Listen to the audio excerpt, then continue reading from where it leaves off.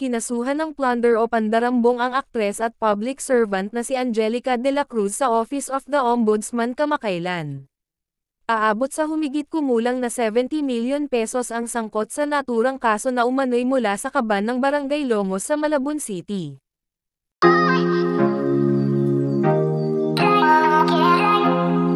Kasalukuyang barangay captain ng Longos si Angelica at kumakandidato ngayong vice mayor ng Malabon. Bukod sa plunder, kinasuhan din ang aktres ng 62 counts of malversation of public funds o paglabag sa Article 217 of the Revised Penal Code, 18 counts of failure to render accounts o paglabag sa Article 218 ng Revised Penal Code, illegal use of public funds o paglabag sa Article 220 ng Revised Penal Code, at 64 counts ng Anti-Graft and Corrupt Practices Act o paglabag sa RA 3019. Ito'y dahil naman umano sa mga nawawalang kagamitan, hindi maipaliwanag na paggastos sa pondo ng barangay.